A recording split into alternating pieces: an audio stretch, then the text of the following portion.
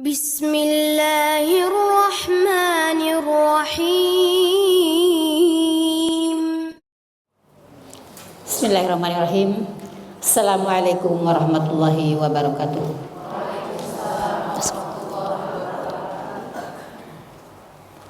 Bismillah. Alhamdulillahilladzi arsala rasulahu bil huda wa dinil haqq liyudhhirahu 'ala dini kulli wa kafa billahi syahida. Asyhadu an la ilaha illallah wa asyhadu anna Muhammadan abduhu wa rasuluh. Allahumma sholli wa sallim wa barik wa an'im ala bibina Muhammadin wa ala alihi wa ashabihi wa man tabi'ahu ila yaumil qiyamah. Rabbi shrah li sadri wa yassir li amri wa hlul 'uqdatam min lisani yafqahu qawli. Yang kami hormati, kami sayangi para pengurus Masjid Baitul Jihad yang sudah lama tidak saya kunjungi. Mudah-mudahan nanti bisa lagi ya saya hadir di sini. Jazakumullah khair atas fasilitasnya, juga kepada DKM Masjid Baitul Jihad sudah memberikan kemudahan kepada kami Rumah Quran Bunda Aisyah untuk menyelenggarakan acara kuliah umum ini. Jazakumullah khairan pada para ustazah yang sekaligus menjadi panitia dan tholibah yang terlibat menjadi panitia atas terselenggaranya acara ini. Kepada para tholibah Rumah Quran Bunda Aisyah yang berkenan hadir, walaupun Kemang sedang tidak baik-baik saja, alhamdulillah bisa berada di sini walaupun mungkin belum semuanya hadir ya. Tholibahnya ada berapa ya Ustazah Yumna di Kemang Pratama? Ustazah Yumna, berapa semua tholibah? Kurang lebih 140-an. 140 ini belum semua hadir ya. Marilah kita panjatkan puji dan syukur kepada Allah Subhanahu wa taala atas karunia yang begitu besar kepada kita semuanya. Kita diberi kesempatan untuk punya akses kepada majelis ilmu adalah hidayah yang indah bagi kita.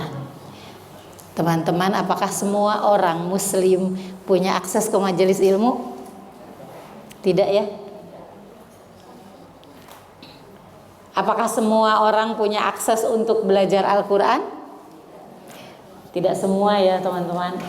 Jadi ketika kita diberi akses untuk bisa belajar ilmu, juga belajar Al-Quran, kira-kira harus disyukuri nggak ya teman-teman semua?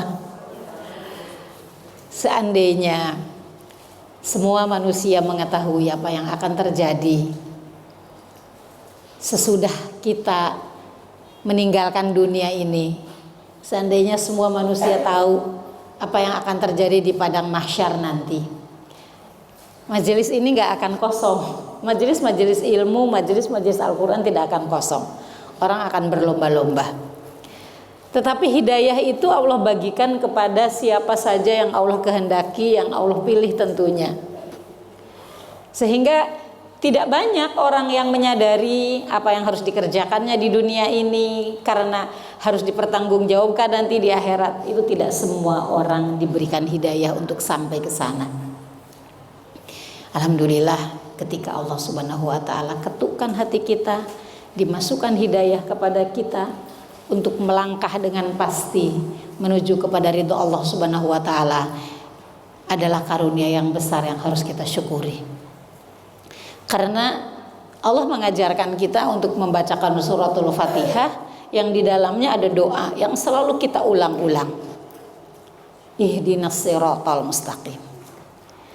Kalau kita mengenal sifat Allah yang Allah paparkan di dalam Al-Quran, kita pasti akan mendapatkan poin mengapa Allah memerintahkan kita mengulang-ulang suratul Fatihah yang di dalamnya ada doa ihdinas siratal mustaqim. Islam itu sebetulnya mengajarkan pola kepada kita. Makanya ayat yang pertama turun tuh Iqra, agar kita tuh membaca tuh bukan membaca huruf-huruf Al-Quran saja, tapi membaca semua sunatullah yang Allah hamparkan di depan mata kita. Jadi ketika Allah Subhanahu wa ta'ala memerintahkan kita untuk membaca Al-Quran di dalam sholat kita yang pasti berulang dalam satu hari, lebih dari 17 kali kita membacanya, itu di dalamnya ada makna yang terkandung bahwa kita harus berhajat besar dengan hidayah Allah. Bahkan kita terus-menerus membutuhkan hidayah Allah sampai kita memastikan kaki kita berada di surga. Apakah di padang mahsyar itu kita tidak butuh hidayah? Sangat butuh.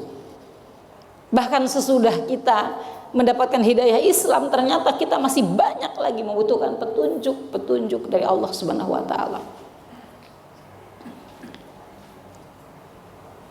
Maka alhamdulillah ketika Allah Subhanahu wa ta'ala mudahkan langkah kaki kita menuju majelis ilmu, adalah tanda bahwa Allah mencintai kita, menyayangi kita.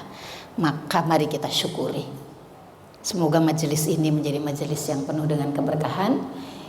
Insya Allah kami rencanakan ya, kami akan paling tidak ya untuk saya mengunjungi teman-teman tuh dalam 1 tahun 1 kali lah ya. Jadi kita sekarang digilir kuliah perdananya 1 tahun 1 kali. Untuk kuliah umum seperti ini 1 tahun 1 kali, agar sampai ya pesan-pesan, niat-niat saya membangun rumah Quran itu untuk apa, itu sampai ke teman-teman semuanya, sehingga kita bisa bergandengan tangan, berjalan bersama, beriringan bagaimana kita membumikan Al-Quran. Kita merasa bahwa kita seperjuangan dalam dakwah Al-Quran.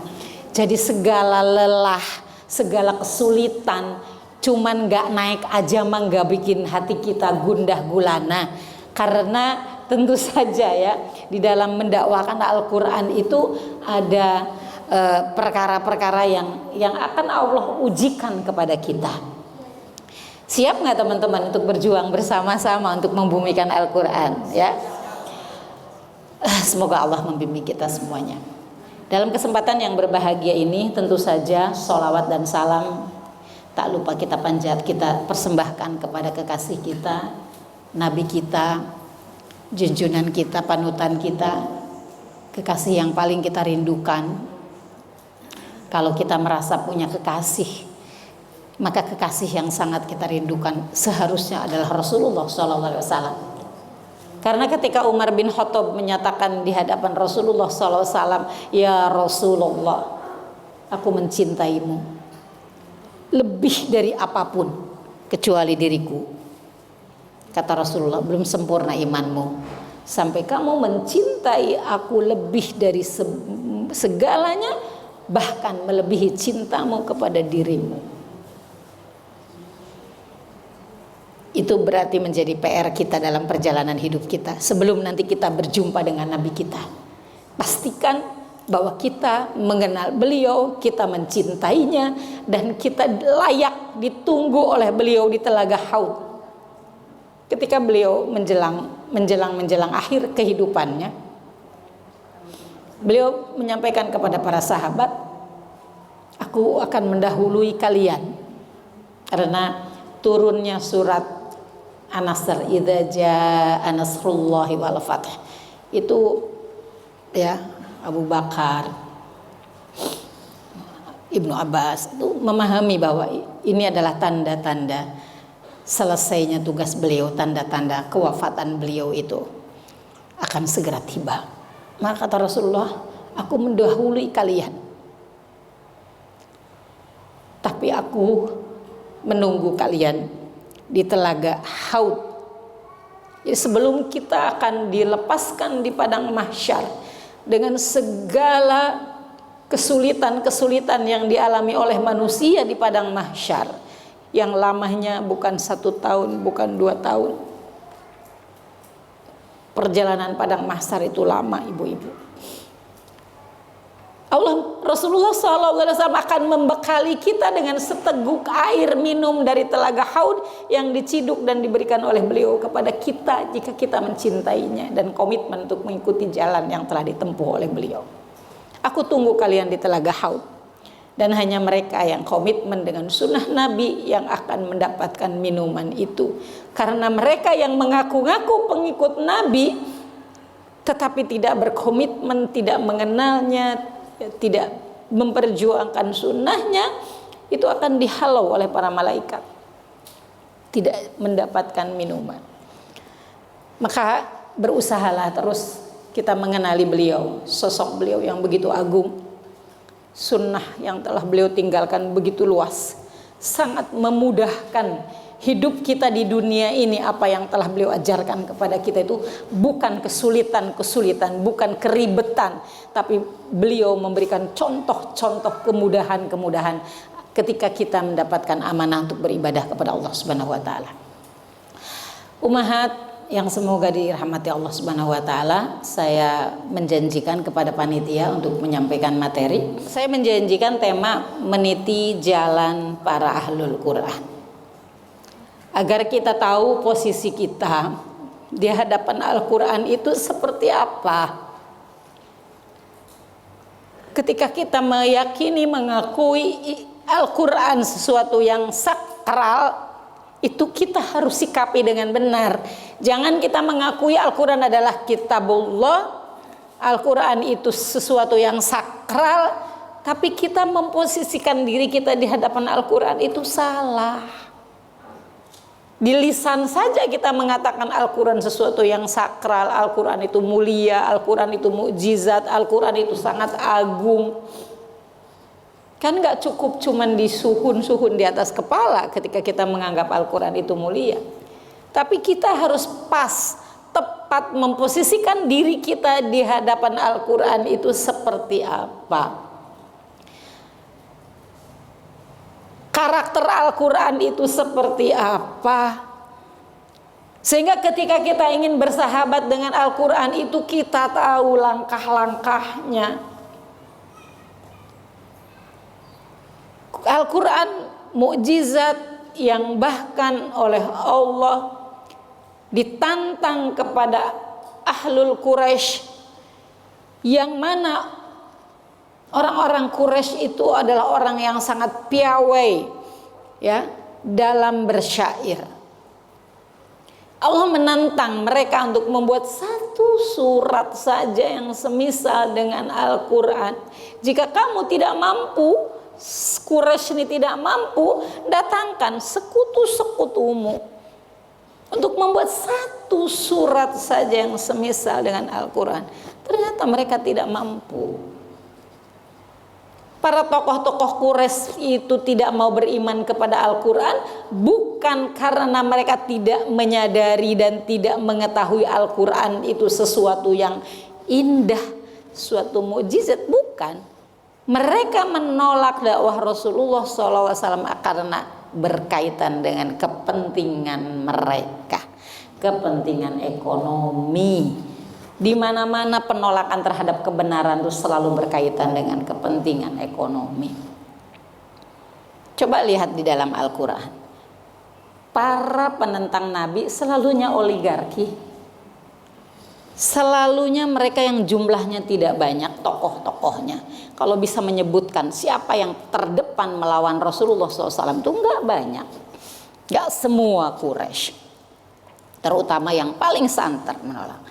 Jadi bukan karena Al-Quran tidak indah, bukan karena mereka tidak mengerti makna-maknanya, bukan mereka menolak pribadi Rasulullah SAW. Kan di usia 35 tahun, 5 tahun sebelum Rasulullah diangkat menjadi Nabi, mereka sepakat mengakui, Rodina, kami ridho kepadamu. Ketika peristiwa renovasi Ka'bah itu ternyata yang muncul dari pintu ya, kemudian yang menjadi hakim siapa yang akan meletakkan Hajar Aswad, ternyata sosok Rasulullah SAW. Mereka serempak mengatakan Rodina, kami ridho kalau engkau yang menjadi hakim. Bahkan di saat Rasulullah dimusuhi, ketika Rasulullah SAW dimusuhi oleh mereka, ditolak dakwahnya, tetap saja mereka menitipkan barang-barangnya kepada Nabi. Dulu kan gak ada bank. Bahkan kan ketika Rasulullah mau hijrah kan memerintahkan Ali hijrah belakangan karena Rasulullah harus mengembalikan uang, mengembalikan titipan-titipan kepada orang Quraisy. Coba ditentang dakwahnya, didustakan perkataannya, ya, dipersekusi orangnya, tapi tetap dititipin barang, dititipin uang, diakui kejujurannya. Jadi sebetulnya kan kepentingan mereka yang terancam. Jadi Al-Quran itu diakui oleh mereka bahwa kan pernah Utbah bin Robi'ah itu ketika gagah mau mendatangi Rasulullah, ya Muhammad, apa sih sebetulnya yang kau mau dengan dakwahmu? Ya, apakah kamu mau wanita? Kami akan pilihkanlah wanita tercantik di Quraisy ini. Apa kamu mau harta? Kami akan mengumpulkan harta, dan kita tahu hartanya orang Quraisy itu Khalid bin Walid saja. Ya, memiliki emas itu di gudang, naruh emas itu bukan di tempat kecil. Jika dikumpulkan, terus Rasulullah akan menjadi kaya raya sekali. Jika engkau mau kekuasaan, aku akan angkat engkau jadi pemimpin. Rasulullah membacakan ayat, ya, kepada Utbah bin Robi'ah. Setelah gagah begitu, setelah mendengar ayat yang dibacakan oleh Rasulullah SAW, lunglai pulang ke Darunadwah. Kata teman-temannya di Darunadwah, loh kenapa kamu jadi lemes begitu? Karena kekuatan Al-Quran menggedor-gedor jiwa Utbah bin Robi'ah yang mengerti kalau ini sesuatu yang dahsyat. Kenapa kita tidak memperlakukan Al-Quran itu sebagai sesuatu yang agung? Karena keterbatasan kita memahami ayat-ayatnya. Kita juga sangat sedikit teman-teman yang belajar sirah dengan benar-benar fokus mendalami bagaimana proses wahyu itu turun ayat demi ayat. Itu kan kekurangan kita, sehingga kita tidak memposisikan diri kita di hadapan Al-Quran seperti seharusnya. Kan terbukti kalau nggak naik, kayak sebagian dari teman-teman kita keluar mencari lembaga lain walaupun nanti balik lagi. Jadi sebetulnya kalau pendaftaran itu kita menerima ya tholibah yang dulu udah gabung sama kita gitu ya. Ini kan jadi sebetulnya ketika kita tahu posisi kita di hadapan Al-Quran, kita akan sabar berinteraksi dengan Al-Quran, ya. Karena ini kan yang dikerjakan di Rumah Quran Bunda Aisyah ini baru langkah pertama kita bergaul dengan Al-Quran. Gak berhenti di sini, Ibu. Masih ada langkah berikutnya yang harus kita ikhtiarkan. Ya, dan itu harus kita azamkan bersama-sama ya. Maka untuk itulah ya materi ini saya ingin bawakan agar kita juga menjadi tahu posisi kita di hadapan Al-Quran itu seperti apa. Harus bagaimana kewajiban bersahabat dengan Al-Quran itu seperti apa. Al-Quran sebetulnya Bu adalah sahabat yang paling setia dengan kita, sahabat yang pasti akan memberikan solusi kepada kita. Sebetulnya kalau kita sudah tahu posisi Al-Quran, setiap hari kita tilawah itu, terutama di pagi hari, kita tuh kayak ingin dapat bekal ya. Saya kalau tilawah itu saya niatkan, ya Allah, untuk hari ini saya butuh bekal untuk menjalani satu hari ini. Berikanlah bekal kepadaku. Saya tilawah tuh kadang satu lembar tuh kalau saya nggak bisa fokus dan saya belum bisa mengambil inti dari satu lembar itu, saya akan ulang. Kadang-kadang sampai 3 kali diulang tuh apa yang saya dapatkan dari satu lembar ayat Al-Quran ini agar aku dapat bekal hari ini. Aku mau berjuang hari ini agar aku dapat bekal dari sahabatku Al-Quran. Al-Quran itu indah sekali, memberikan jawaban-jawaban terhadap masalah-masalah kita. Ibu-ibu yang semua dirahmati Allah Subhanahu wa taala, 10 tahun terakhir ya, rumah Quran, rumah tahfidz itu menjamur di mana-mana. Sehingga kita begitu akrab dengan istilah Ahlul Quran. Mungkin teman-teman juga sering mendengar melalui sosial media tentang Ahlul Quran dan kita terobsesi untuk menjadi bagian dari Ahlul Quran. Bahkan kita bercita-cita untuk menjadi bagian dari Ahlul Quran. karena Allah memberikan kedudukan yang begitu agung kepada ahlul Quran. Allah mengakuinya sebagai keluarganya. Allah yang agung, Allah yang memiliki arasy yang agung, ya. Tabarakalladzi biyadihil mulk. Allah yang di tangannya segala kerajaan mengaku kita sebagai keluarganya. Ini pasti akan menjadi cita-cita orang-orang yang beriman. Sehingga ayat hadis-hadis ini begitu populer lah di telinga kita. Saya bacakan hadisnya ya, walaupun kita sudah berkali-kali mendengarnya. Bismillahirrahmanirrahim. An Anas bin Malik qala Rasulullah sallallahu alaihi wasallam.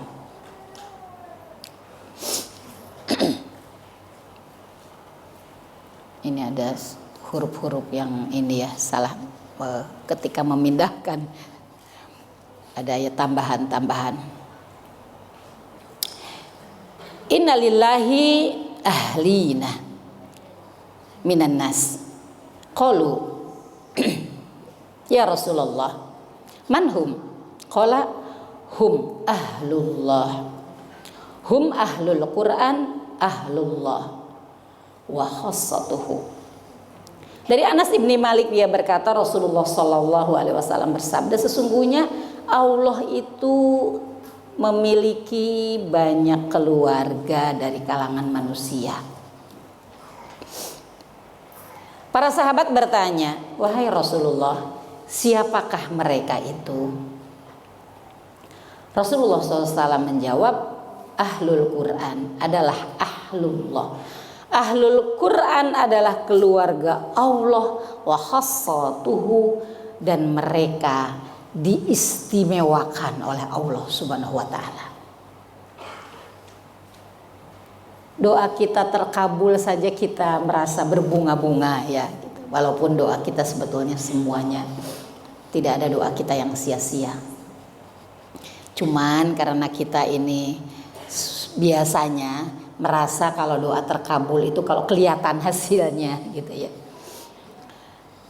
Jadi Allah Subhanahu wa taala menjanjikan ada dari kelompok manusia yang menjadi bagian dari keluarga Allah yang Allah akan perlakukan secara istimewa. Kalau mungkin hari ini dengan keadaan kita hari ini dengan kita memandangnya dengan perspektif duniawi, menjadi keluarga Allah tuh ya tidak bagaimana gitu ya. Dibanding dengan kita ketika kita membayangkan kita berada di padang mahsyar dengan kesulitan yang luar biasa karena manusia dibangkitkan dalam keadaan telanjang, tidak beralas kaki. Seluruh manusia berkumpul dengan segala bentuk yang menggambarkan amal perbuatannya dia di dunia. Pasti itu suatu yang mengerikan sekali. Ada orang yang tenggelam di dalam keringatnya karena matahari begitu dekat dengan kita. Belum lagi nanti antri bagaimana menghadapi hisab. Ya, bahkan ketika kitab catatan kita dibagikan, orang-orang tuh berteriak, "Mahadal kitab apa ini? La yughadiru shaghiratan wala kabiratan illa ahsaha." Kitab apa ini? Bahkan yang kecil-kecil yang aku udah lupa tercatat semua di dalamnya. Teriak orang, baru kitab itu. Ya. Apalagi ketika dinampakkan neraka di hadapannya. Pasti orang mencari-cari pertolongan. Orang di situ baru mencari Rasulullah untuk mendapatkan syafaat. Orang baru mencari Allah untuk memberikan pertolongan. Padahal Allah pada hari itu dalam keadaan murka. Yang hadis seperti ini ketika dibacakan dengan membayangkan kondisi nanti di padang mahsyar. Apalagi kalau kita membaca ayat-ayat neraka itu, bagaimana Allah ya kalimat-kalimat yang tercantum di dalam Al-Quran tentang bagaimana cara Allah menjungkir balikan mereka ke dalam neraka. Mereka bahkan berjalan di atas mukanya. Dalam kondisi seperti itu gak kebayang kita itu kaki keinjek meja aja mengeluhnya udah kayak apa. Siksaan di neraka itu tidak bisa dibayangkan. Nah ketika kita membayangkan itu semuanya, lalu ada janji Allah yang demikian, pasti kita berharap-harap kita adalah salah satu dari mereka yang dijanjikan oleh Allah Subhanahu wa taala mendapatkan kedudukan yang istimewa. Mudah-mudahan kita sedang menuju ke sana. Sehingga kita selalu siap berjuang. Tapi siapakah mereka ahlul Quran itu? Agar kita mudah untuk menirunya, agar kita mudah untuk mencontohnya, kita perlu rincian-rincian yang jelas sehingga kita bisa mengarah ke sana. Siapa itu ahlul Quran? Ahlul Quran atau keluarga Quran adalah mereka yang senantiasa berinteraksi dengan Al-Quran. Mereka yang merasa Al-Quran adalah sahabatnya. Mereka adalah orang-orang yang tentu mereka akan membaca Al-Quran dengan rutin karena seorang sahabat tidak akan meninggalkan sahabatnya. Al-Quran menjadi kebutuhan. Dia akan terus mendatanginya. Sehingga ketika kita belum membaca Al-Quran itu seperti ada kekosongan dalam diri kita. Tilawah secara rutin, menghafal Al-Quran, step berikutnya ya. Step berikutnya adalah kita menghafal Al-Quran, mentadaburinya. Dan tidak cukup di situ karena Al-Quran bukan hanya bacaan, tapi Al-Quran hudalil muttaqin. Dzalikal kitabu la raiba fihi hudalil muttaqin. Dia adalah petunjuk jalan kita. Sekarang kita kalau kemana-mana sangat tergantung dengan Gmaps ya. Gak ada Gmaps bingung kita ya. Ya, kita yang pengen masuk surga, yang kita belum tahu surga seperti apa, bagaimana caranya, kita amat sangat membutuhkan petunjuk agar kita mengarah ke sana. Sehingga Al-Quran sebagai petunjuk itu, bagaimana kita bisa mengamalkan Al-Quran itu panduan. Dan Al-Quran diturunkan Allah kepada Rasulullah untuk menjadi panduan umat Rasulullah SAW. Sebelumnya Allah juga menurunkan Alkitab kepada para nabi-nabi sebelumnya untuk dijadikan panduan hidup. Agar manusia itu ketika hidup tahu tujuannya dia hidup. Bumi ini fasilitas Allah. Ketika Allah menciptakan bumi ada tujuannya. Wa ma khalaqatul jinna wal insa illa liya'budun. Ada tujuannya. Kita diciptakan ke bumi ini ada tujuannya. Wa idh qala rabbuka lil malaikati inni ja'ilun fil ardi khalifah. Aku akan menciptakan khalifah di muka bumi. Untuk apa? Untuk apa? Istamarakum fihi, memakmurkan bumi itu. Jadi amal soleh itu bukan cuma sholat, zakat, puasa, tapi mengelola bumi dengan benar. Sehingga manusia itu menjadi bahagia, dia menjadi hamba Allah. Maka Allah berikan petunjuknya agar tidak salah kelola. Maka kenapa kita perlu belajar sirah nabawiyah? Jadi mengerti Al-Quran itu diamalkannya seperti apa? Kita kalau kita berinteraksi dengan Al-Quran, dengan mushaf, kita kan berinteraksi dengan teks yang mati. Tapi ketika kita membaca sirah nabawiyah, kita kan membaca Al-Quran yang berjalan dalam kehidupan. Dan belajar sirah nabawiyah harus disambungkan dengan mempelajari khilafah rasyidah. Karena Rasulullah SAW memerintahkan kepada kita, iyyakum bisunnati wasunnati khulafaur rasyidin al-mahdiyyin. Kamu harus mengikuti sunnahku, kata Rasulullah, dan sunnah Khulafaur Rasyidin yang disepakati oleh para ulama, Abu Bakar, Umar, Utsman, Ali. Dan Rasulullah SAW bersabda bahwa masa ya yang bisa menjadikan panduan bagi kita itu adalah 30 tahun sepeninggalku. Rasulullah 10 tahun, sepeninggalku 30 tahun, berarti berhenti di Ali bin Abi Thalib. Itulah contoh kehidupan bagaimana manusia mengamalkan Al-Quran sesuai dengan petunjuk-petunjuk Allah Subhanahu wa Ta'ala. Jadi kalau kita ya ngaji tadabbur, ngaji tafsir, tapi kita nggak kenal Sirah Nabawiyah bagaimana mengamalkan, kapan surat Al-Anfal turun, dalam kondisi apa? Kapan Ali Imran turun, dalam kondisi apa Nabi? Surat Makkiyah itu punya karakter. Kalau teman-teman yang udah ngajinya 12 tahun gitu ya, harusnya sudah bisa membaca karakter Al-Quran. Ini Makkiyah. Nggak perlu kita baca, ini Makkiyah, ini Madaniyah. Karena Al-Quran itu punya karakter. Ya. Jadi bagaimana kita bisa mempelajari dan mengamalkan Al-Quran, kita harus melihat bagaimana Al-Quran itu diamalkan oleh Rasulullah SAW dan para sahabat. Jadi mempelajari Sirah Nabawiyah itu bukan sekedar tahu sejarah. Aku suka sejarah, tapi aku tidak suka sejarah, itu bukan itu, tapi itu bagian dari kewajiban kita. Maka kata para sahabat, kami mempelajari sirah sebagaimana kami mempelajari Al-Quran. Jadi harus beriringan. Ini teorinya, ini prakteknya. Sehingga tidak sulit bagi kita untuk bagaimana mengamalkan Al-Quran itu.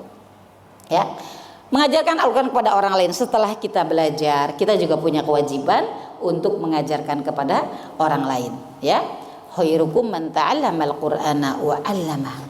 Sebaik-baik kalian mereka yang mengajarkan Al-Quran dan yang belajar Al-Quran dan mengajarkannya. Jadi sebetulnya dalam hidup kita itu kita harus dalam menjadi dua fungsi itu, belajar Al-Quran, mengajarkan. Sampai kapan dia? Sampai akhir hayat kita. Kita mengajar, kita belajar Al-Quran, ya, terus kita mengajarkannya. Untuk mengetahui ayat demi ayat, ya, pelajaran-pelajaran di dalam hadis Nabi, kita butuh terus belajar. Maka kita harus punya konsep semangat long life learning. Gak ada batasan waktu untuk belajar. Apa yang tidak kita ketahui, gali agar kita tahu. Ya. Nah, karena kita sedang menelusuri, kita juga ingin meniti jalan para ahlul Quran, kita juga harus tahu sifat-sifat mereka itu seperti apa. Di sini saya hanya mencantumkan, pasti kalau diurai banyak sekali sifat-sifat mereka, maka nanti di akhir saya akan menghadirkan sosok yang mewakili ahlul Quran itu seperti apa. Bukan terbatas di 6 sifat ini saja ya, tetapi paling tidak ini memberikan gambaran global. Mereka pasti orang yang tawadu. Mengapa? Karena mereka tahu posisinya di hadapan Al-Quran.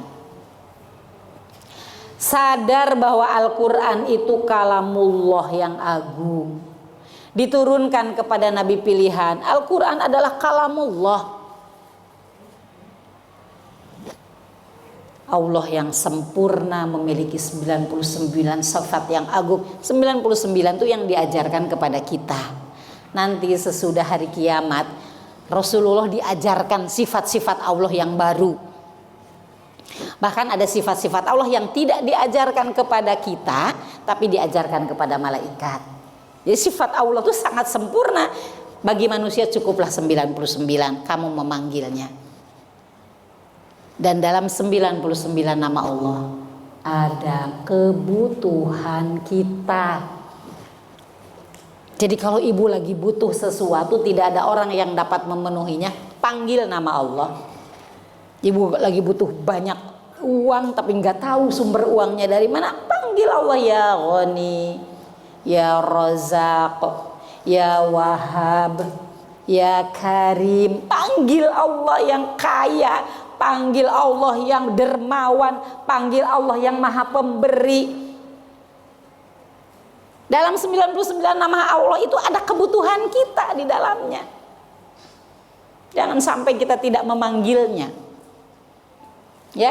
Nah, Allah Subhanahu wa taala itu agung, mulia, dan Al-Qur'an adalah kalamullah. Maka Al-Qur'an itu diturunkan kepada manusia pilihan. Ya, dan diwariskan kepada hamba pilihan. Maka ahlul Quran selalu memantas diri menjadi hamba pilihan. Tadi ayat yang dibaca oleh beliau, summa awrasnal kitabal ladzina astafaina min ibadina. Kemudian Al-Quran itu kami wariskan kepada hamba-hamba kami yang kami pilih. Saya kalau dapat kesempatan saya umroh ya di hadapan Ka'bah yang begitu agung, di situ akan terbayang kalau teman-teman sudah belajar sirah itu gak akanlah kuat selalu meneteskan air mata. Kata Bunda Aisyah kan gini, ketika Bunda Aisyah melihat Ka'bah, disinilah tempatnya menangis. Aneh, jadi kalau orang ngelihat Ka'bah nggak nangis tuh aneh aja. Apalagi kalau kita belajar sirah, kita membayangkan bagaimana di sudut ini Rasulullah dapat perlakuan apa, ya, dari Uqbah bin Abdul Mu'id. Di sudut ini Rasulullah mendapat perlakuan apa dari Abu Jahal. Bagaimana sepak terjangnya si istrinya Abu Lahab, ya, Ummu Jamil kepada Rasulullah SAW. Di sudut ini ada Darun Nadwa, ya, pasti di situ kita akan teringat, ya, manusia pilihan Rasulullah SAW. Bahkan kita mengingat bagaimana Abrahah berusaha dengan sombongnya ingin menghancurkan Ka'bah tapi tidak mampu. Di situ sempatkan kita izin sama Allah, ya Allah, karena kan di Ka'bah di banyak tempat-tempat yang makbul. Izinkan hamba untuk mempelajari kitab-Mu, izinkan hamba mengucapkan, melisankan ayat-ayat-Mu yang agung. Izinkan hamba mengumpulkan ayat-ayat itu di dalam hati hamba. Izinkan hamba untuk mengamalkan semuanya. Mintalah izin kepada Allah yang Maha Agung, agar kita tahu posisi kita bahwa Al-Quran itu kalamullah yang Allah akan izinkan siapa saja yang Allah kehendaki untuk mudah membacanya, untuk mudah menghafalnya, untuk mudah mengamalkannya. Allah yang memilih kita, ya. Maka orang-orang yang terpilih itu pasti mereka akan tawadhu,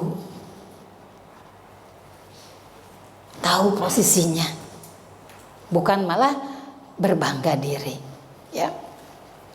Mereka orang-orang yang tawadhu. Kalau kita lihat bagaimana karakter para sahabat, ya. Kenapa Utsman bin Affan yang begitu banyak kekayaannya tapi diantara para sahabat yang paling malu? Kemudian tidak cukup itu, mereka adalah senantiasa mendalamkan makna-makna dari Al-Quran. Mereka mengerti bahasa Arab dan Al-Quran diturunkan dalam bahasa Arab karena nabinya orang Arab. Agar apa? Agar Rasulullah mudah memahaminya dan mudah menjelaskannya. Ternyata ya terbukti Al-Quran itu bisa dipelajari oleh bangsa apa saja. Melalui tadabbur mereka tidak hanya membaca tetapi juga meresapi, menikmati, memikirkan, memahami, lalu berusaha untuk mengamalkan kandungan Al-Quran dalam kehidupan. Al-Quran mau dikotak-katik melalui ilmu bahasa, pasti terdengar, terlihat indahnya. Al-Quran mau diuji secara ilmiah, pasti akan membuktikan ilmiahnya. Maka jangan melewatkan ayat-ayat Al-Quran begitu saja tanpa mentadaburinya. Karena kita tidak akan bisa merasakan, ya, keindahan Al-Quran itu. Kita tidak akan bisa merasakan keagungan Al-Quran itu tanpa kita mendekatnya, mengkajinya, menghayatinya. Ya. Ya caranya dengan seperti aja dengan kita mencoba mengenalnya. Mencoba apa nih maknanya? Apa maksud Allah dengan ayat ini? Apa yang diperintahkan Allah dengan ayat ini? Terus begitu. Ya. Kemudian konsisten dalam membaca dan menghafal. Ya kalau dari jumlah usia kita baru menghabiskan belajar Quran baru 3 tahun, belum ada apa-apanya ya Bu ya. Bu Retno dari awal ya Bu Retno. 10 tahun udah Bu. Lebih ya.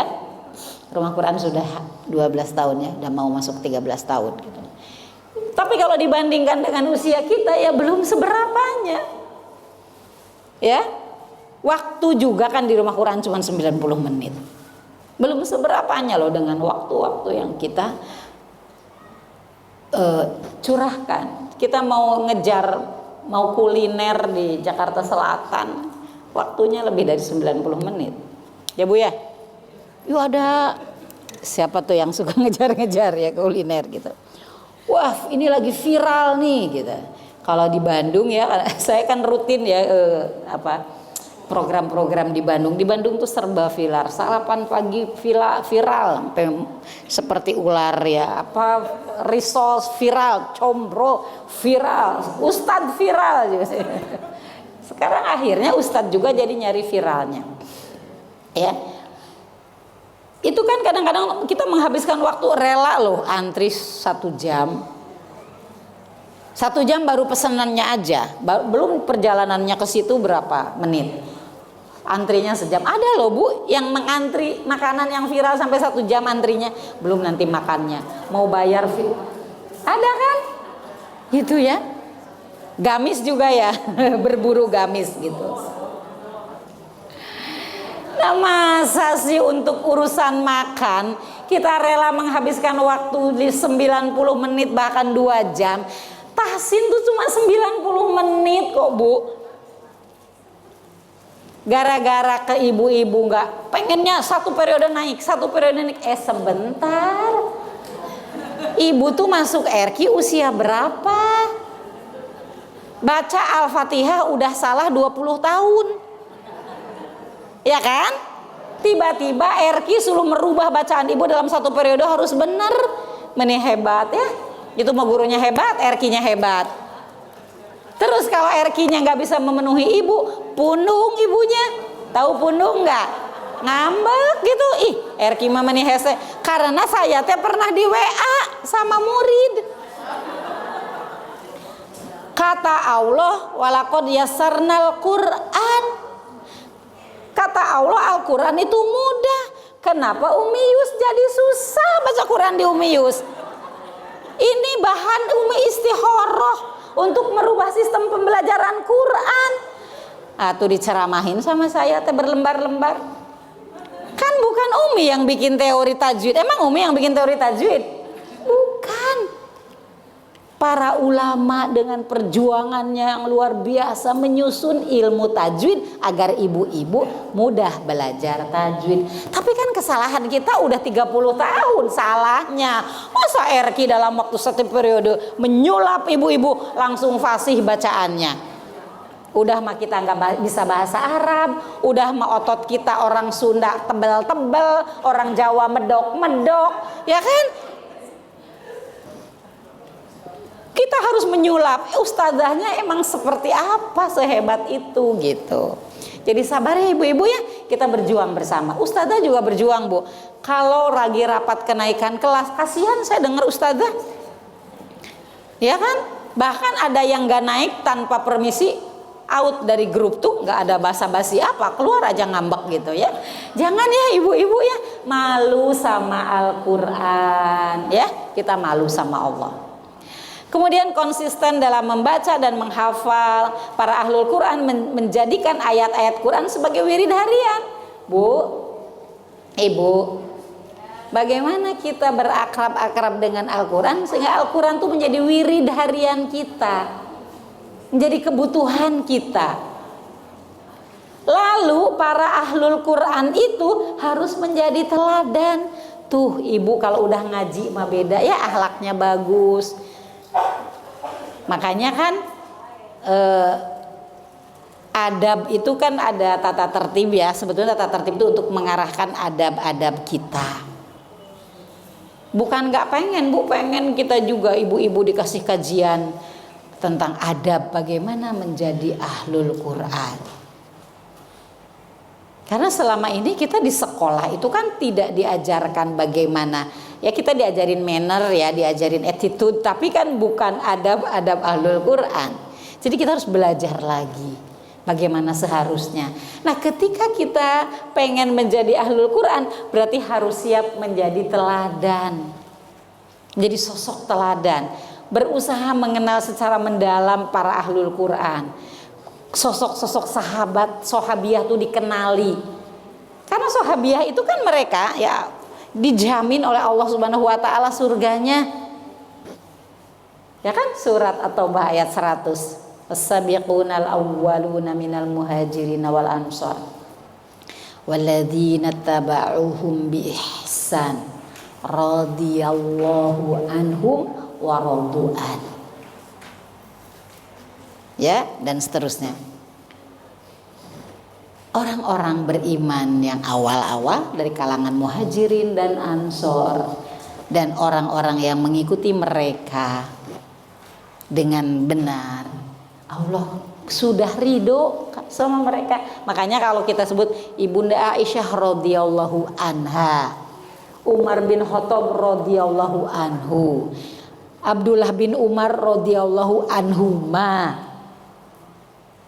Ya, karena mereka memang kata Allah sudah diridhoi, apalagi ahlul badar. Ahlul badar dijamin surganya.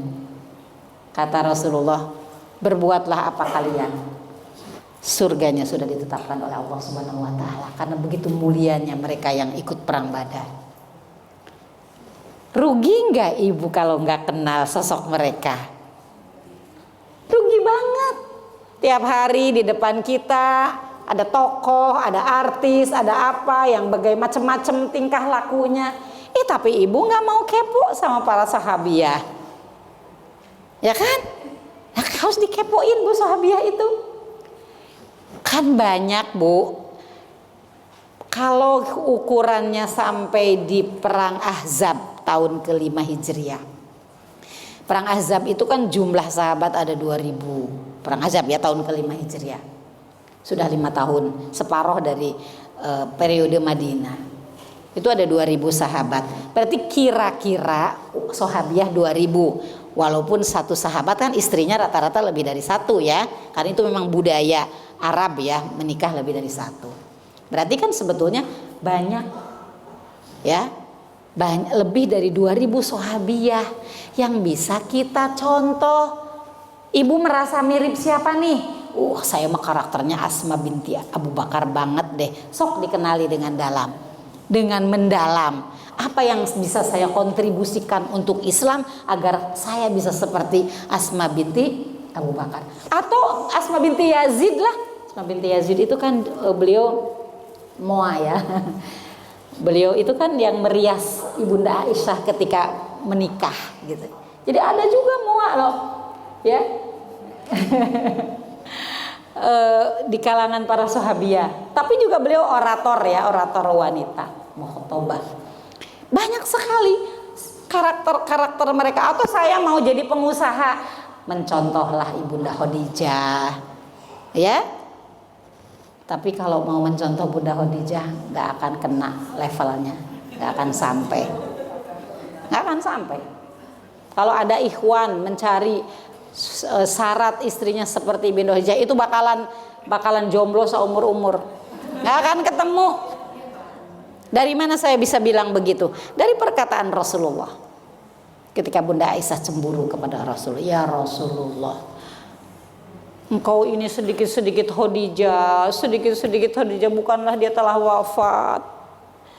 Bukankah Allah telah menggantikan Khadijah dengan perempuan-perempuan yang lebih baik? Itu Rasul marah loh. Kan Ibunda Aisyah istri yang paling dicintainya, marah loh. dengar ya Aisyah. Ini saya pakai bahasa saya ya. Dengar ya Aisyah.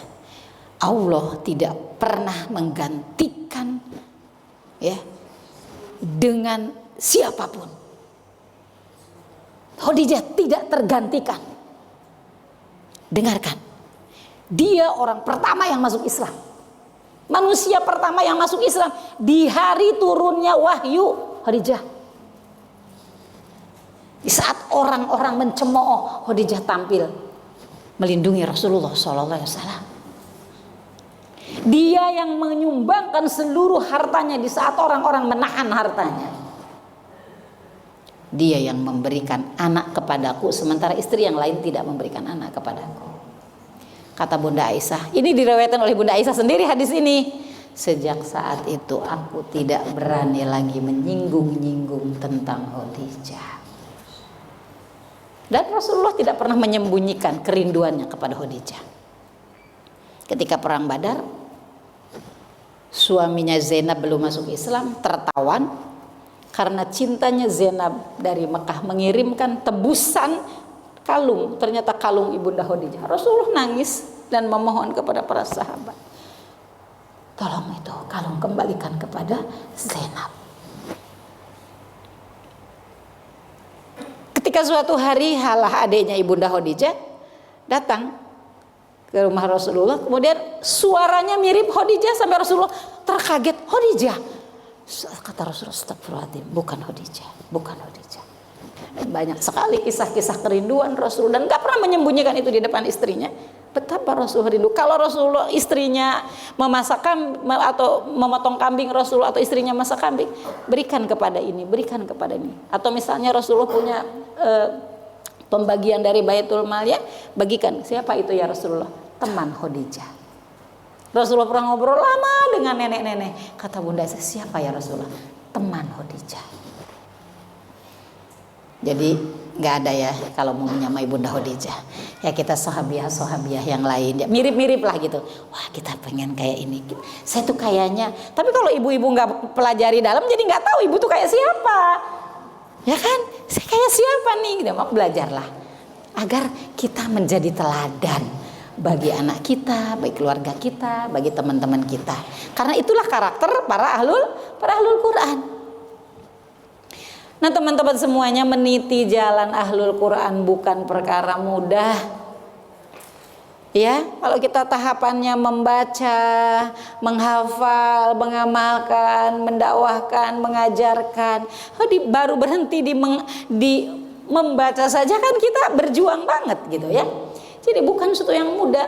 Namun dengan niat yang kuat, usaha yang sungguh-sungguh, siapa saja bisa melakukannya.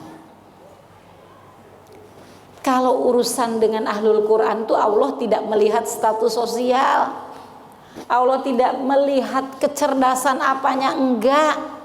Siapa yang pertama dapat sanad dari Rasulullah SAW langsung? Siapa coba? Ibnu Mas'ud. Secara sosial beliau itu adalah mantan penggembala. Secara fisik itu kalau sahabat duduk, Ibnu Mas'ud setinggi itu. Maka waktu Abu Jahal, waktu di Mekah itu paling sering dibully, dipersekusi sama Abu Jahal. Ditonjok sampai jatuh, dihina. Allah tidak melihat fisik, Allah tidak melihat status sosial Ibnu Mas'ud itu. Saya di sini ambil contohnya Ibnu Mas'ud. Siapapun bisa, Bu. Saya mah nggak pernah pesantren. Saya juga nggak pernah pesantren, gitu kan? Saya mah nggak, siapapun bisa. Tapi tadi dengan sungguh-sungguh, dengan mohon pertolongan kepada Allah Subhanahu Wa Taala. Doa yang tidak boleh ibu lewatkan kalau ibu di depan Ka'bah, menjadi bagian dari ahlul Quran. Mudahkan lisan saya membaca Al-Quran, mudahkan hati saya mengumpulkan Al-Quran, mudahkan saya untuk mengamalkan Al-Quran. Itu doa yang tidak boleh luput ketika kita sedang berada di Ka'bah. Saya doakan ibu-ibu yang belum ketemu Ka'bah, saya doakan ibu-ibu habis ini bisa berumroh, berhaji, bisa lihat Ka'bah. Biasakan membaca Al-Quran dengan niat ikhlas. Setiap kali membuka Al-Quran, pastikan niat kita untuk mendapatkan rahmat, hidayah, dan ridho Allah. sebentar lagi bulan Ramadan. Bulan Ramadan jangan berlomba selesai hatam, tapi dihayati, dirasakan keindahannya, kenikmatannya. Karena pahala mah udah pasti. Pahala mah udah pasti, Allah menjanjikan 1 huruf 10 kebaikan. Tapi faham itu belum pasti, maka berusaha untuk bisa memahaminya. Menghafal Al-Quran mulailah dengan menghafal beberapa ayat atau surat pendek. Ya, juz amma disisir lagi yang belum hafal mana dari juz amma. Kemudian beranjak lagi ke juz-juz yang berikutnya. Mempelajari makna agar sampai pada pemahaman yang benar tentang Al-Quran, maka belajar tafsir. Rumah Quran Bunda Aisyah bekerja sama dengan Forkamus. Kita membuka program tafsir ijmali. Ibu-ibu kalau langsung belajar tafsir Ibnu Katsir 7 tahun, kata ada bapak-bapak mengeluh, 7 tahun Mi saya nggak selesai belajar tafsir, baru juz ke-5. Makanya untuk pemula paling cocok tuh tafsir ijmali secara global. Misalkan surat Al-Baqarah kenapa dinamakan surat Al-Baqarah? Ya kan? Ada ayat-ayat yang spesifik yang penting apa dalam surat Al-Baqarah? Misinya apa? Diturunkannya di mana gitu. Jadi secara global. Tapi kita jadi tahu karakter surat-surat itu, jadi tahu karakter. Pengen memperdalam, ya dalami lagi. Minimal untuk tafsir ijmali untuk pemula mah. Nanti kita akan ingin lebih detail lagi tafsir Ibnu Katsir, tafsir As-Sa'di dan seterusnya, tafsir Al-Marughi dan lain sebagainya. Ya tapi berusaha untuk tahu maknanya. Jangan berhenti di terjemah. Terjemah itu bukan wahyu. Terjemah itu sama dengan tafsir. Terjemah itu tafsir sederhana. Dia bukan wahyu.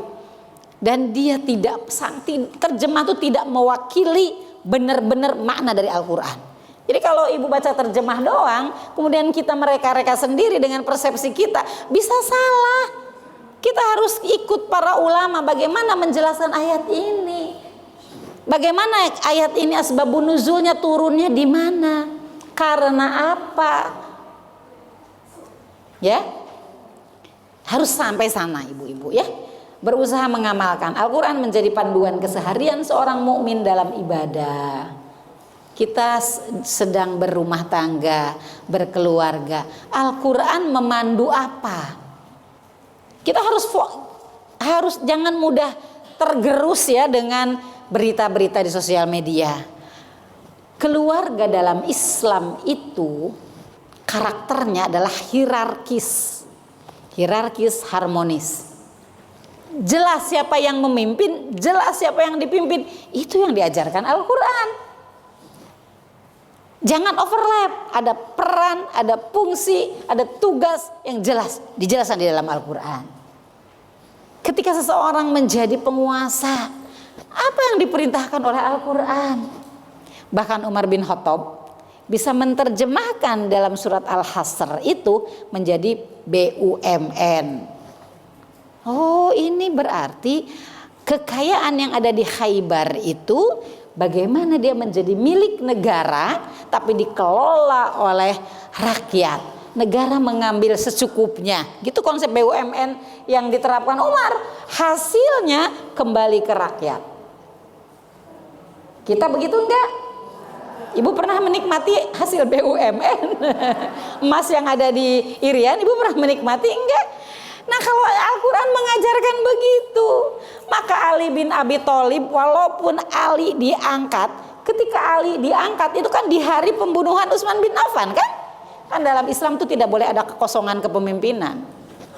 Mengapa Rasulullah SAW itu meninggal hari Senin dikuburkan hari Rabu? Ya kalau dari sahabat ke sahabat mungkin suksesinya nggak sesok waktu Rasulullah wafat kan? Rasulullah wafat tuh sok semua kok. Sok. Umar bin Khattab berkhutbah. Siapa yang mengatakan Muhammad matiku penggal lehernya. Saking soknya. Sahabat nangis di sana, nangis di sini. Padahal udah tahu juga bahwa Rasulullah itu nanti bakal meninggal gitu. Tapi kata Kata Anas bin Malik, hari yang paling cerah di Madinah adalah hari kedatangan Rasulullah SAW. Itu pestanya nggak cukup sehari loh. Kan kalau di film-film itu tola al badru alaina gitu kan, itu nggak sehari. Setiap kabilah merayakan kedatangan Rasulullah. Kayak pasar malam, anak-anak keluar, perempuan keluar, senangnya. Karena kan mereka pasca perang Buas itu 4 apa 5 tahun perang Buas yang menghancurkan orang tua mereka wafat, ekonomi mereka terpuruk gitu ya. Jadi kedatangan Rasulullah itu memang untuk Madinah itu sebuah pencerahan, sebuah, kata Anas bin Malik, hari yang paling cerah di Madinah adalah hari kedatangan Rasulullah Sallallahu Alaihi Wasallam. Dan hari yang tergelap di Madinah adalah hari ketika Rasulullah wafat. Semua panik, cuman Abu Bakar ya tampil khutbah menyampaikan Al-Quran, surat yang mengatakan bahwa wa ma Muhammadun illa rasul. Ya, kata Abu Bakar, siapa yang menyembah Muhammad? Muhammad sudah mati. Siapa yang menyembah Allah? Allah masih hidup. Dibacakanlah ayat Al-Quran. Kata Umar, kok saya kayak baru dengar ayat itu, segitu soknya itu Rasulullah wafat. Jadi ya kemudian kan ada sedikit kegaduhan ya, di Sakifah Bani Sa'idah tiba-tiba ada pengangkatan kepemimpinan dari kalangan Ansor, kemudian didatangi Abu Bakar ya, sampai akhirnya Abu Bakar yang di baiat di Sakifah Bani Sa'idah itu gitu. Jadi nggak boleh ada kekosongan. Nah, Ali itu diangkat menjadi khalifah di hari wafatnya Utsman. Madinah itu para sahabat baru menunaikan ibadah haji, karena itu memang di hari di mana para sahabat dan para sahabiah termasuk Ibunda Aisyah sedang menunaikan ibadah haji kan, terbunuhnya Utsman itu. Ali diangkat. Artinya kita bayangkan dalam kondisi negara, dalam kondisi yang hampir chaos gitu ya. Tapi selama Ali memimpin tidak ada kemiskinan. Bahkan pajak dihilangkan. Mau nggak Bu pajak dihilangkan? Ya kan? Gak ada kemiskinan, gak ada inflasi, itu gak ada. Kenapa? Karena pengelolaan ekonomi berdasarkan petunjuk-petunjuk dari Al-Quran. Jadi Al-Quran itu rugi kalau hanya dibaca-baca doang dan tidak diamalkan ya. Nah, saya mau mengambil ya, Kak Gulam ini suaranya bisa ya? Seorang syekh ya, beliau adalah Syekh Abdul Rashid Sufi, seorang mufti di Somalia. Kalau saya mau tidur saya dengar tilawah beliau tuh lembut sekali gitu ya. Dan beliau itu sanadnya banyak ya, beliau pemegang sanad asroh gitu ya. Nah, beliau memberikan tips-tips langkah-langkah kepada kita bagaimana agar kita ini mencapai ini, menuju menjadi ahlul Quran. Langkah-langkahnya seperti apa? Kita dengarkan ya apa kata beliau.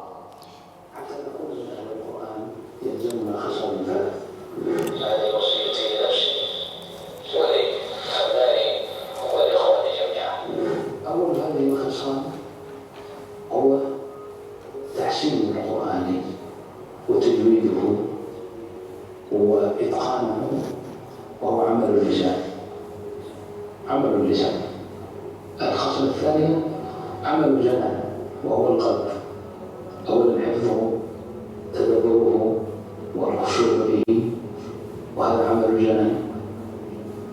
العمل الثالث هو عمل الأبدان، أن تطبق ما قد قرأته وتدبرته عمليا بجسمك. فإذا وفقك الله تعالى لهذه الخصال الثلاث بعد من أهل القرآن، فإذا صرت من أهل القرآن فالقرآن يسعدك. Sekali lagi ya, saya putar ya. Camkan ya Bu, nasihat beliau, langkah-langkah apa yang seharusnya kita lalui agar Allah memberikan taufik kepada kita untuk sampai di derajat para ahlul Quran.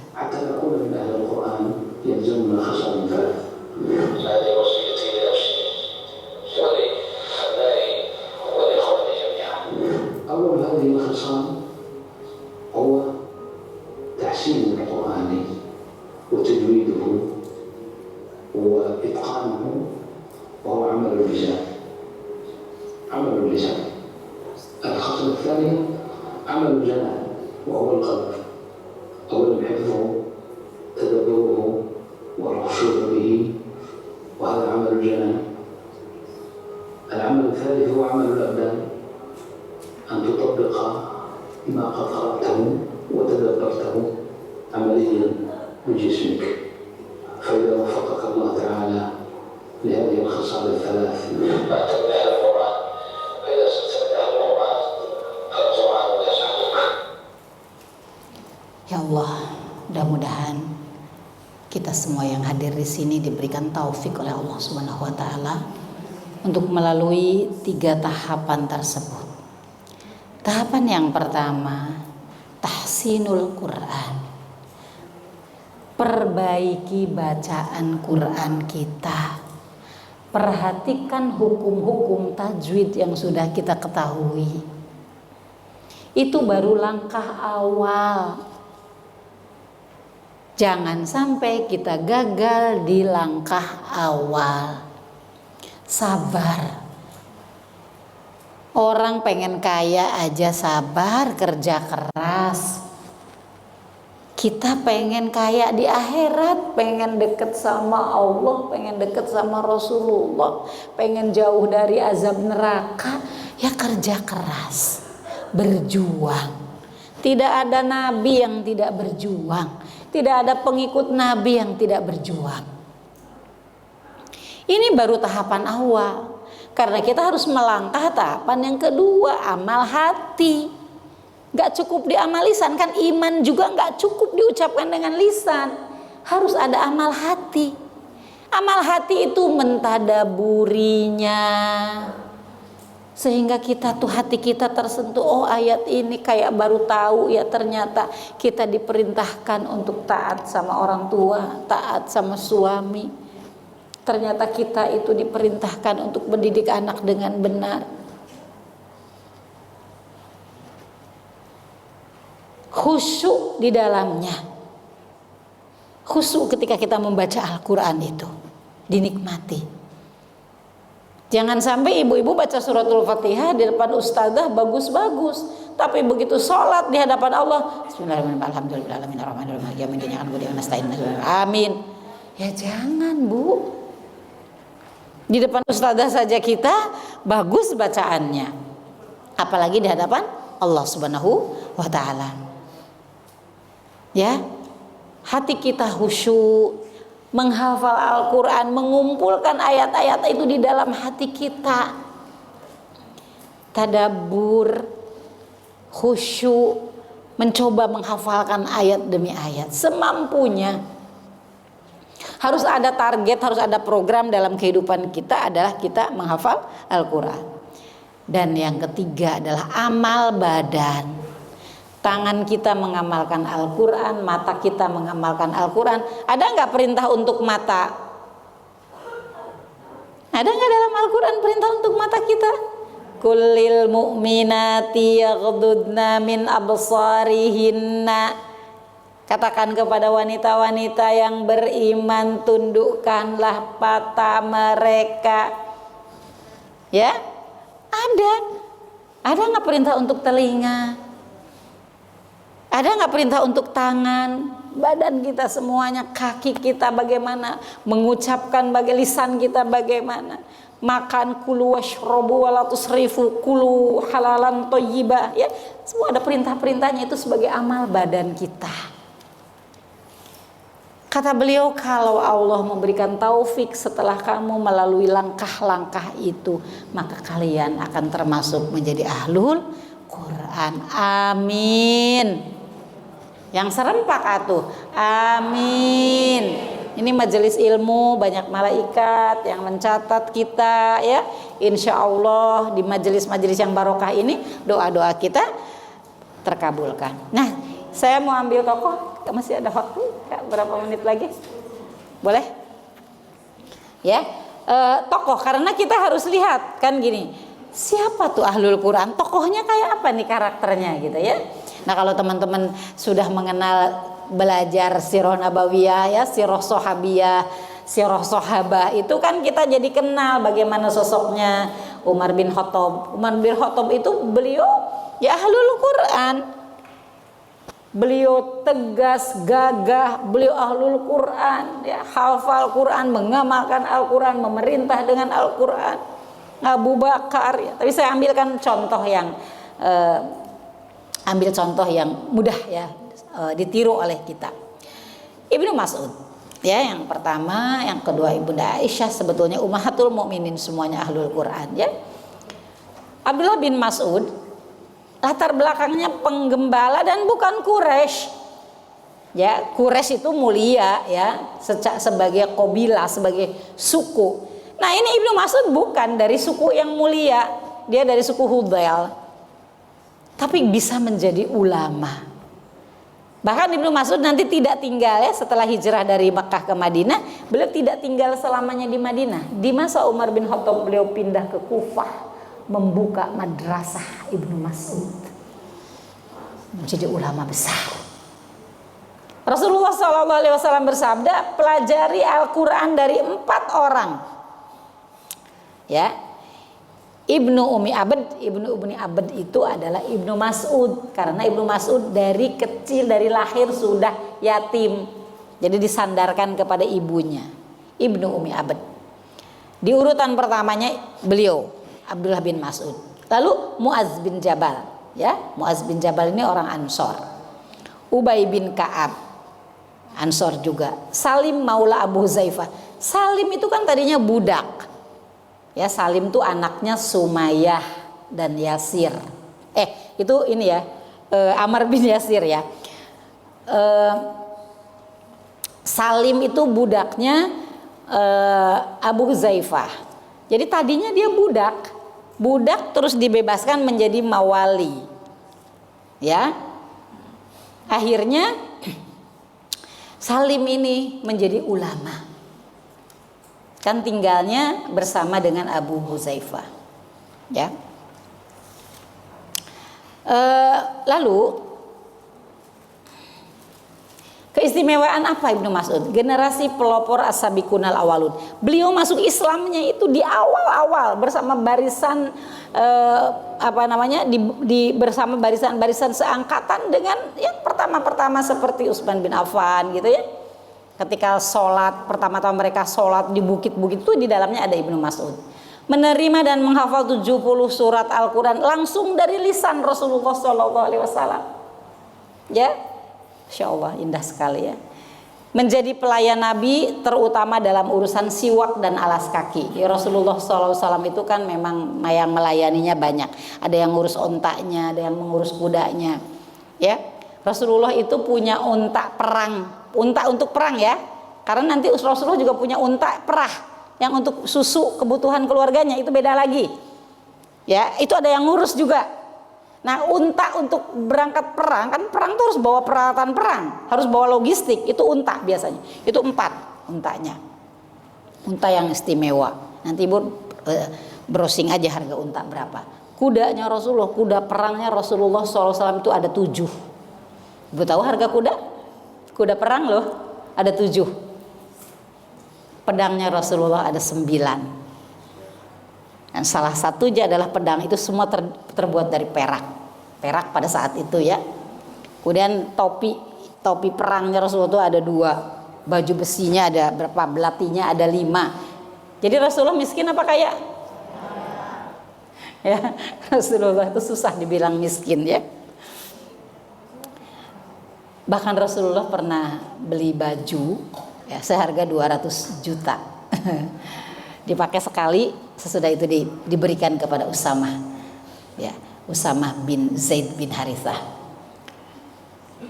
Ada kelas ya, sekarang sedang ada kelas zuhud kaya, zuhud miskin. Masih buka pendaftaran kalau mau. Ada data-data para sahabat tuh bisa dibilang siapa ya yang miskin. Pasca wafatnya Rasulullah ya, Ibnu Mas'ud aja kan nanti menjadi kaya.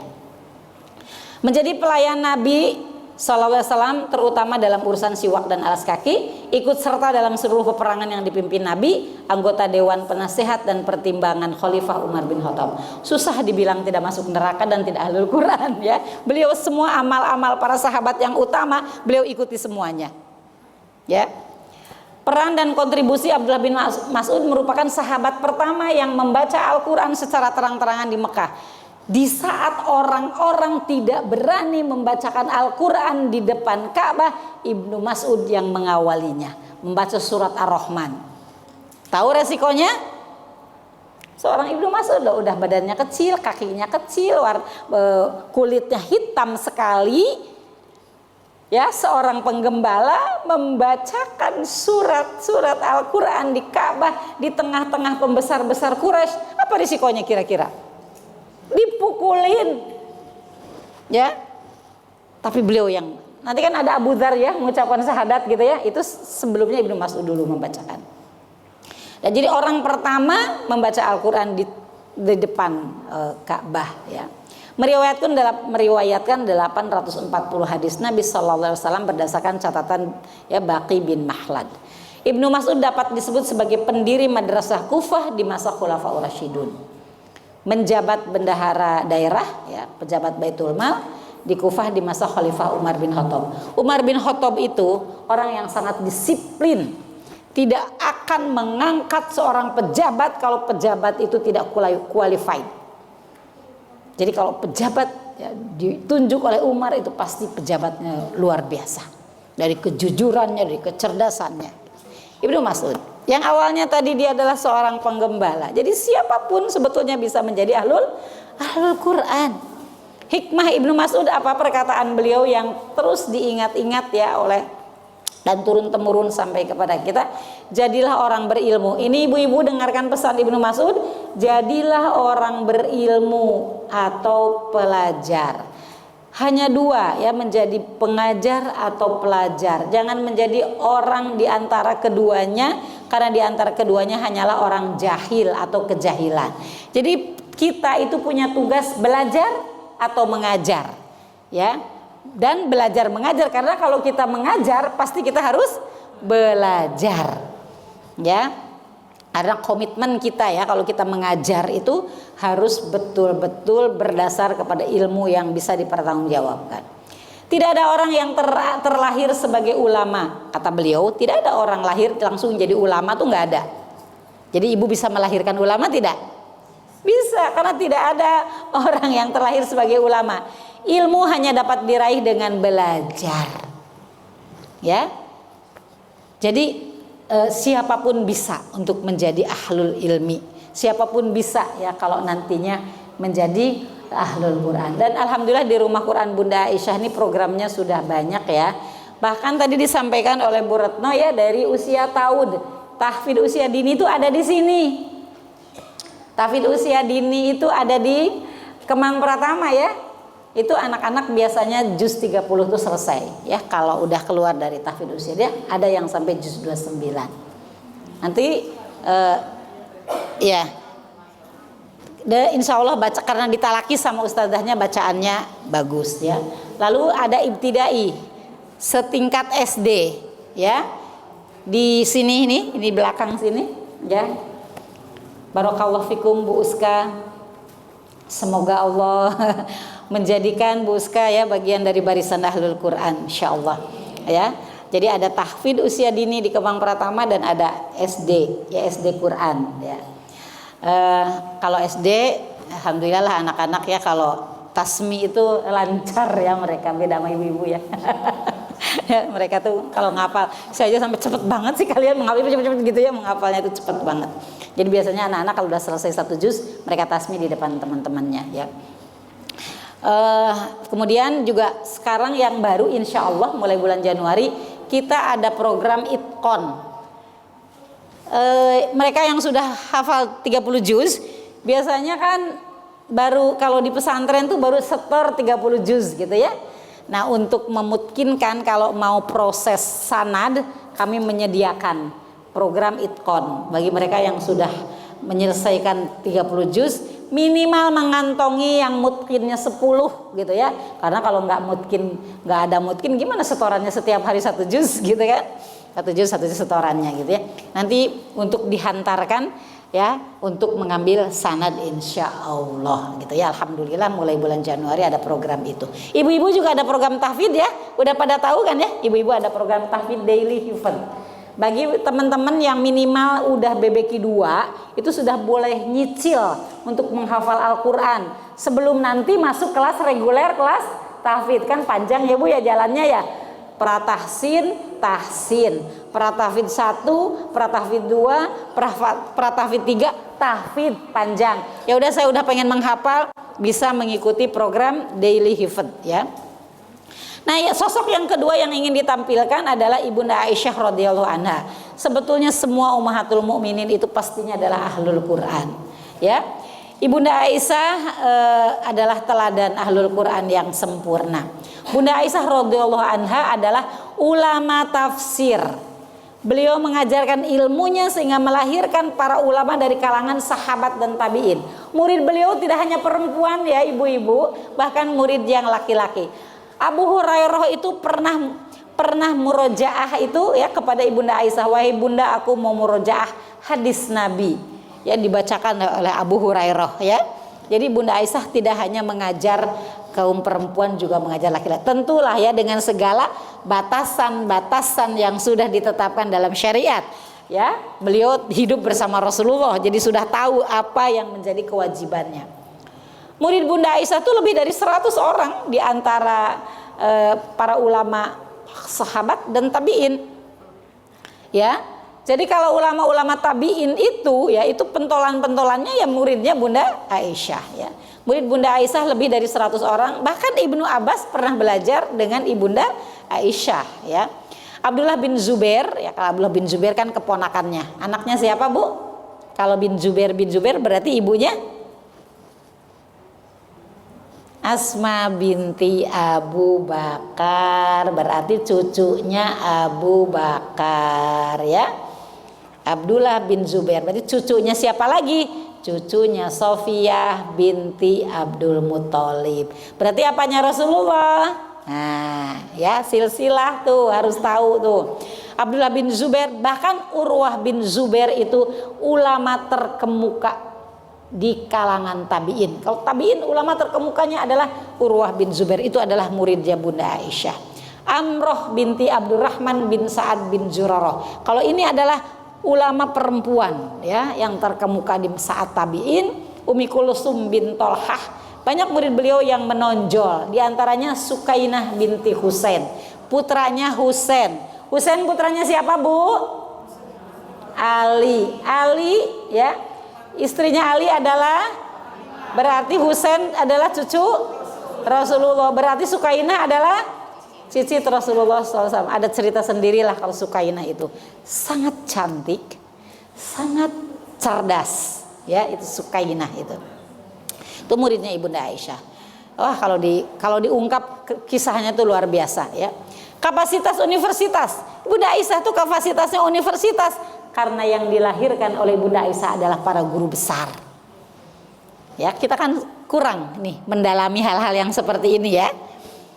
Murid beliau dari berbagai kalangan, bahkan ada di antara para mawali yang menjadi murid Bunda Aisyah. Bunda Aisyah itu kan sepeninggal Rasulullah SAW, beliau masih ada 46 tahun hidup setelah Rasulullah. Ya.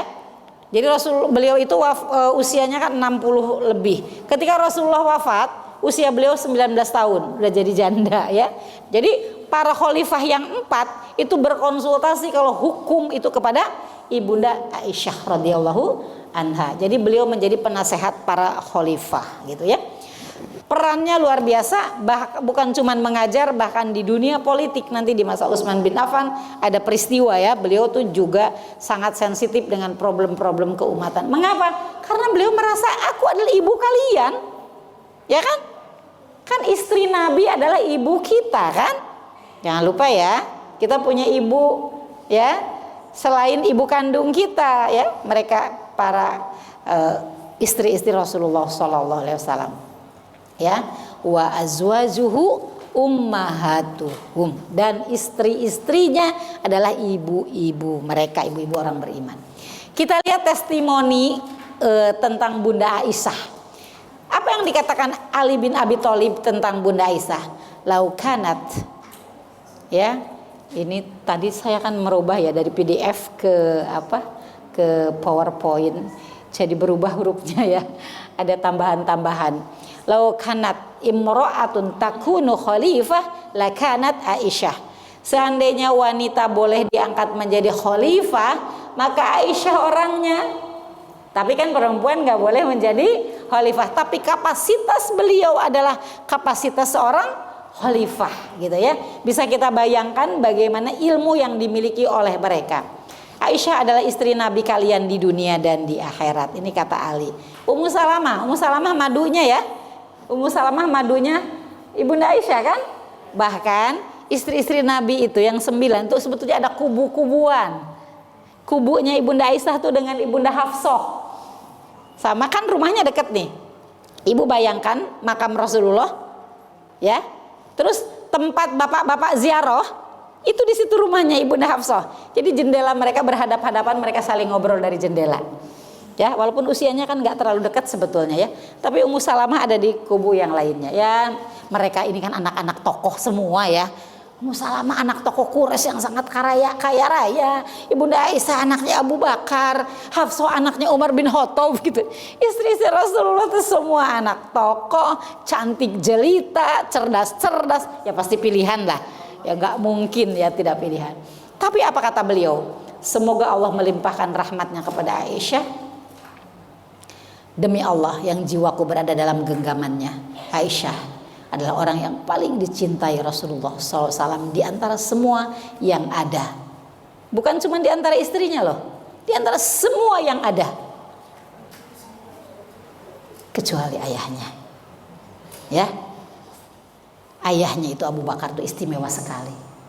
Jadi kalau Abu Bakar ada berbeda pendapat atau sengketa-sengketa sama para sahabat, apa kata Rasulullah? Kalian itu kalau dengan orang ini mengalahlah kalian. Aku punya hutang kepada kalian semuanya, tapi hutangku sudah aku bayar. Hutangku kepada kalian, kecuali orang ini. Aku tidak bisa membayar hutangku kepada dia kecuali Allah yang membayarnya. Berarti ibu harus tahu peran Abu Bakar. Gimana dakwahnya Abu Bakar mendampingi Rasulullah SAW sampai Rasulullah sebegitunya. Ya, jadi memang Ibunda Aisyah punya kedudukan istimewa. Bukan hanya karena istri, tapi peran-peran yang diambil oleh Bunda Aisyah dalam dakwah Islam itu luar biasa. Ya, sebagai ahlul Quran, beliau bahkan ketika ada ayat Al-Quran ya, di dalam Al-Quran surat sedikit lagi ya, apa sudah habis? Ya. Di dalam Al-Quran surat Al-Ahzab 33 itu kan ada ya Nisa An-Nabi gitu kan ya. Surat berapa tuh? Surat 33 ayat 32 itu kan ada ayat spesifik untuk istri Nabi. Ya, a'udzubillahi minasyaitonirrajim.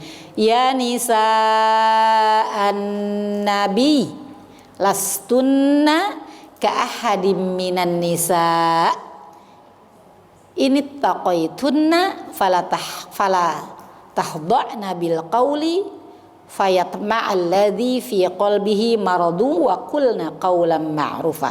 Ada beberapa ayatnya dimulai dari situ, kemudian di bawahnya lagi. Ini ayat ini khusus untuk istri-istri Nabi. Makanya lastunna ka'ahadim minan nisa, kalian itu tidak seperti satupun wanita-wanita, beda pokoknya istri Nabi.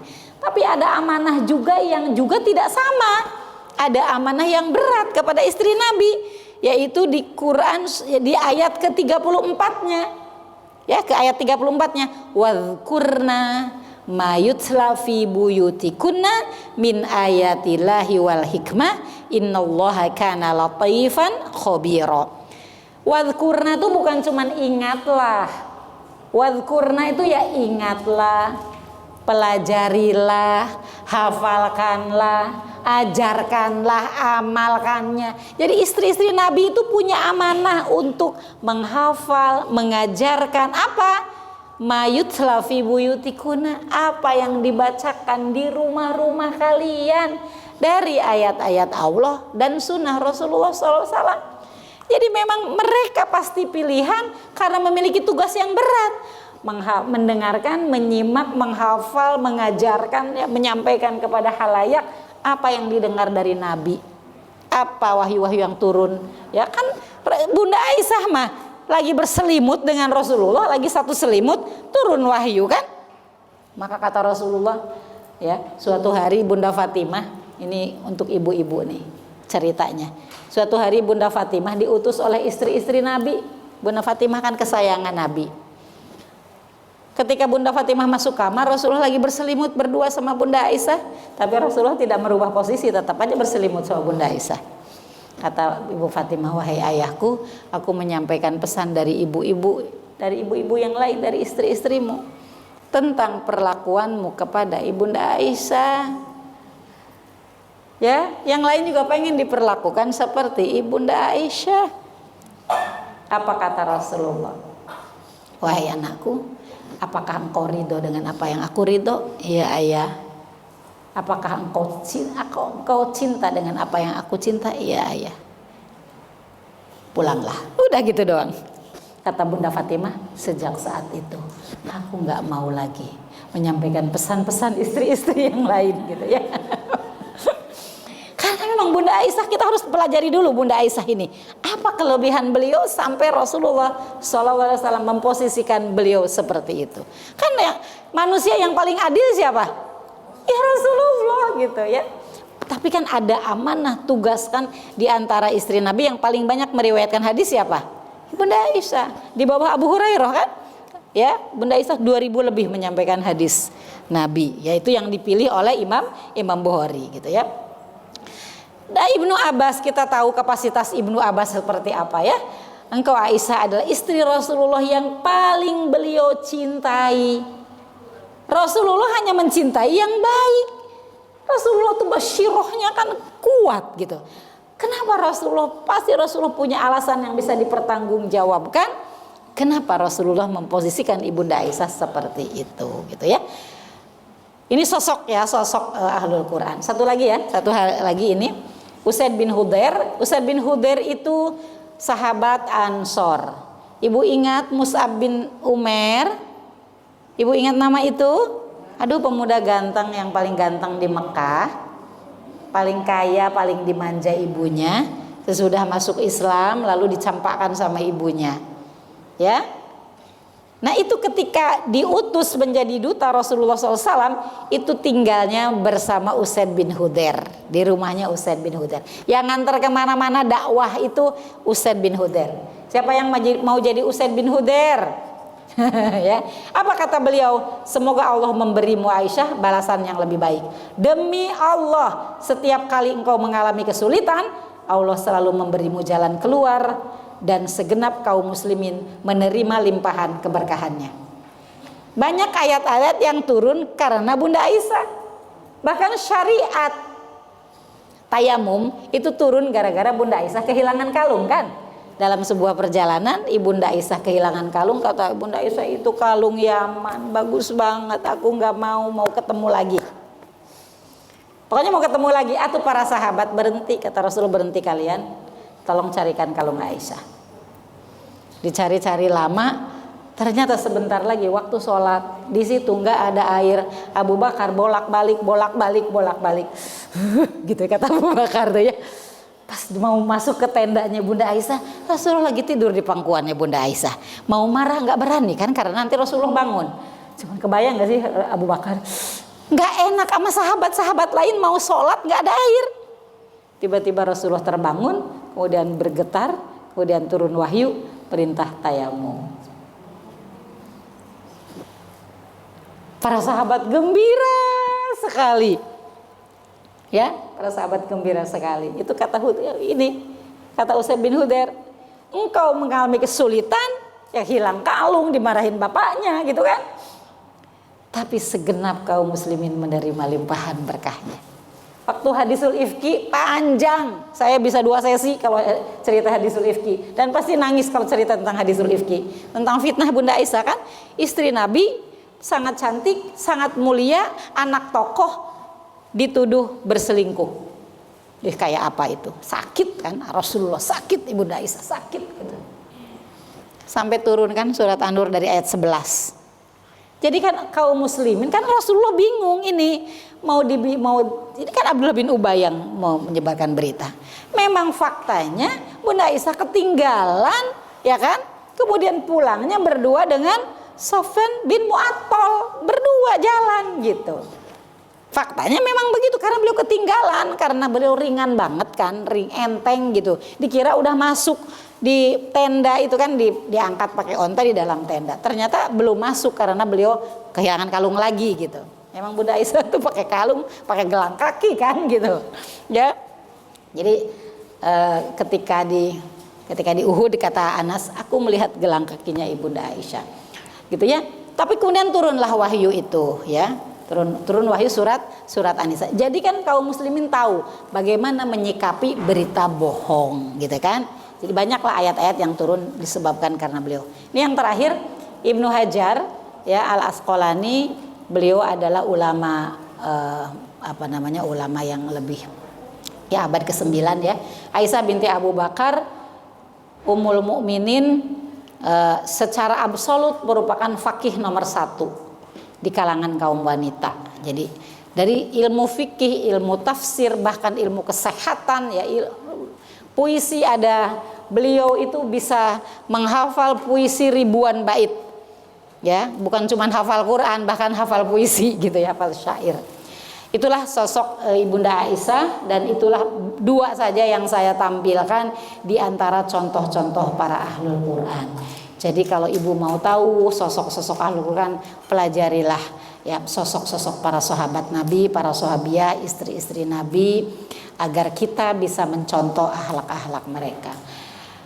Ibu-ibu yang semua dirahmati Allah Subhanahu wa taala, mudah-mudahan kita segala ikhtiar kita, segala upaya kita membersamai Al-Qur'an menjadi berbuah ya. Berbuah yang indah. Allah Subhanahu wa taala berikan taufik kepada kita untuk menjadi bagian dari ahlul Quran.